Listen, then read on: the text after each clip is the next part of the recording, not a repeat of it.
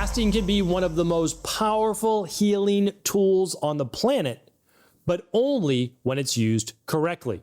Now, you may already be familiar with intermittent fasting or even longer fasts. I have a show that details what fast you should do on a daily basis, that we call that intermittent fasting, somewhere between 12 and 16 hours, stopping after dinner, and then 12 hours to 16 hours later, you begin to eat. Then we have a weekly fast. And again, I'm going to recap all of this on a previous show. So I'll link that up here for you today at stephencabral.com/3552. But our weekly fast will just be a little bit longer, quarterly, a little bit longer than that. And then annually, we can do an even longer one should we choose to. But today isn't about the specific fast you choose. It's about the length of the fast and how often you do it. Because for most of us, intermittent fasting is the closest thing that we can get to right now to the fountain of youth. Intermittent fasting allows us to wipe out a lot of those inflammatory senescent cells, also called zombie cells. These are the things that grow and multiply as we age. They create a lot of inflammation and a lot of the wrinkles, the fine lines, the age spots, and the lower energy in our body. But intermittent fasting helps to wipe those out. Also helps to support our natural anti-cancer-based environment in our body.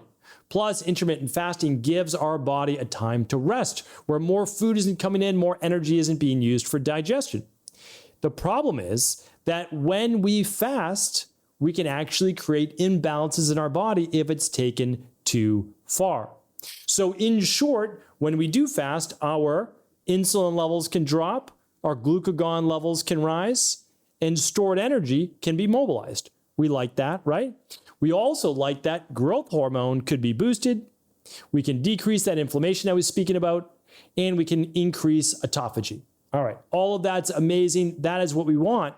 But the same metabolism that helps you heal can also harm you when pushed too far.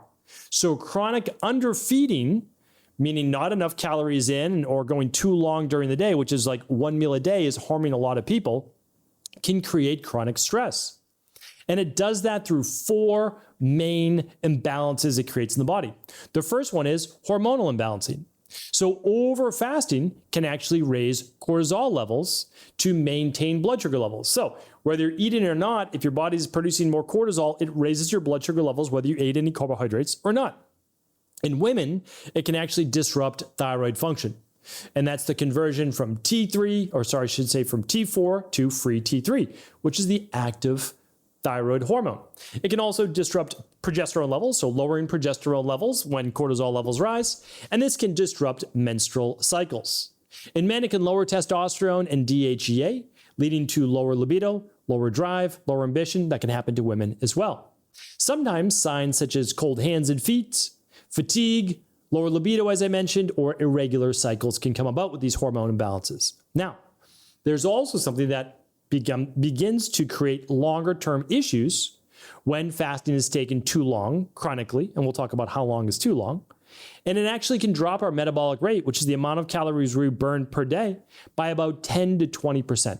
So more of those cold hands and cold feet, sometimes Raynaud's comes along with it. And then if you think about it, 10 to 20% drop in calories burned is pretty significant. If you used to be able to eat 2,000 calories a day, well, it might now drop you down to 1,600 calories. That's an enormous difference. 400 calories is basically a small meal. If you eat that small meal now, you start to gain weight. Not ideal. The third one is this. We can have muscle loss and mitochondrial decline. This is important because as we get older, we can't afford to lose muscle. If we lose muscle, we get strength decline, poor glucose utilization, and our energy levels begin to drop. Plus, with a drop in mitochondria, we can't battle inflammation as well, and less ATP is produced, which means less energy, also less recovery from workouts. The last one is gut and detox function can be impaired. When we fast too long, we reduce bile flow. So for all the people who say, oh, there's no such thing as detox, let's just work with the normal physiology of the body. Bile is produced and can flow into the liver, yes, but also flow from your liver into your intestines. And it helps to balance stomach acid, but also move a lot of these toxins that are stored in that bile right out of the body.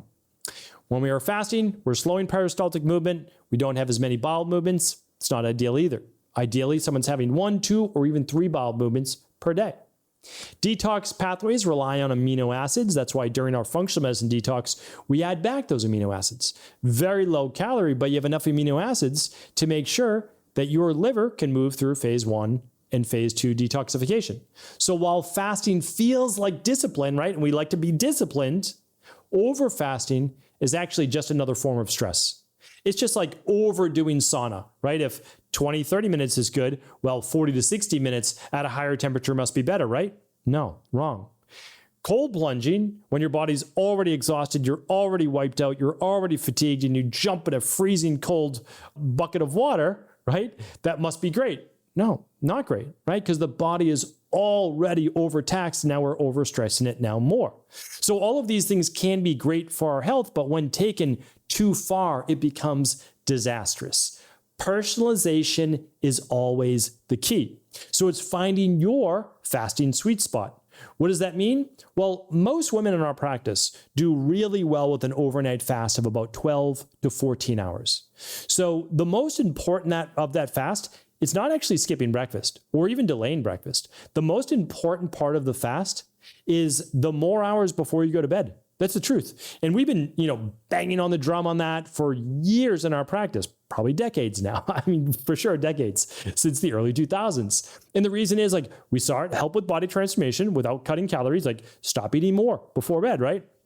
But we also saw that it is far better physiologically, on the thyroid, on progesterone levels in women, if we just don't extend that fast too long, especially not to the 16 to 18 hours. 12 to 14, I'll tell you right now, after working with hundreds of thousands of women in our practice, sweet spot, it's about 6 at night to 8 in the morning. That seems to work for most individuals. I do the same one.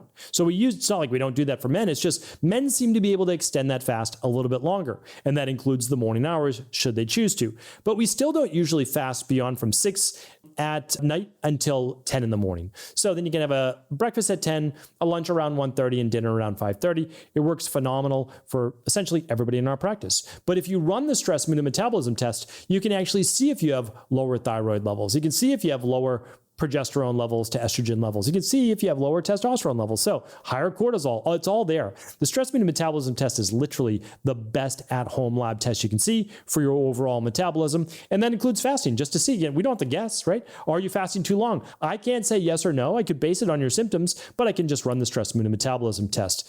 Why don't we link it up for you today? You can go to stephencabral.com/3561. We'll link up that stress mood and metabolism test at stephencabral.com/3561. All right.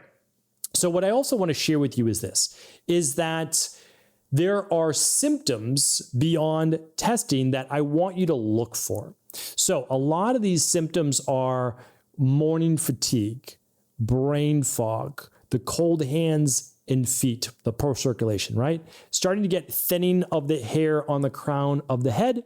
And for women, a lot of the irregular menstrual cycles. Period came a couple days late, a couple days early, or it's irregular in general. You have a lot more luteal phase dysfunction, which means more inflammation, more bloating, more cramping, lower mood, poor sleep. So look for those. Those are all red flags that the body might already be under a fair amount of stress. You can check your cortisol levels, or you can start to look at that as well. So when those things happen, what we want to do is we say, okay, really what matters the most is the daily intermittent fasting that you're doing. So everybody, well, can't ever say everybody, right? But 99+% of people should do at least 12 hours to 14 hours. It's pretty simple, pretty straightforward. Stop eating 3 to 4 hours before bed. It'll improve your sleep. And then you can start eating an hour or two after waking in the morning. Great. Now, I said before that we'll go over the other detoxes. If you're currently battling with a lot of the symptoms I just shared with you, you won't be doing the weekly 24-hour intermittent fast. And again, we'll link up to that today at episode 3561 is today's show. So what that means is that you won't go from dinner Sunday night to dinner Monday night or do the one-day reset diet. And we'll link up to the one-day reset diet if you're unfamiliar with that too. But you will still do the quarterly 7-day detox. Why does that matter? Because usually a body that's under stress needs a period of time for rest and reset. So this is a essentially 2-day liquid fast, but we're also not doing tremendous output during those days. Earlier to bed, no hard workouts, you can just do some walks, that's it. And then you start eating again on day 3, but it's a very specific meal plan. So still do those 7-day functional medicine detoxes. You can find that at stephencabral.com/detox. And again, you don't have to use any of these, but just see exactly what we do. And then you can work with your local practitioner, an integrative health practitioner, or of course our team as well. So we just don't want to overdo that. We probably won't do maybe all 21 days, right? If you've never done a 21-day before, you won't do the 21-day. And then you definitely won't do the yearly longer fast if you're dealing with all of these symptoms. So we'll just stick to healing the body. That's going to take about 12 to 16 weeks for most individuals. And then we can start to slowly incorporate others as well. Remember, speeding up the process of longer fasting does not help to heal the body and can sometimes just layer on more stress. So the very best thing we can do is first just focus on that daily intermittent fast and then the quarterly 7-day functional medicine detox to help open up those detox pathways and drainage pathways, and also to improve the inflammatory markers, hormones, sleep, and much more. So my recommendation, if you can only start with one thing, try to stop eating by 6 o'clock at night. If it's possible, start again at 8 in the morning. That seems to work for 90+% of people in our practice. If you can't stop eating by 6, maybe at 7 o'clock, and then you'll go until about 9 in the morning, and you'll still be able to get that 14 hours. But you do what works for you. And remember, the season of life you're in right now might be for the next 12 weeks or so. But then after that, you might start to switch things up a little bit as well. So hopefully this was helpful. As always, let us know if there's any questions in the comments. We'd love to hear from you. And for sure, if the show was helpful, do feel free to share it with anyone you believe it could serve.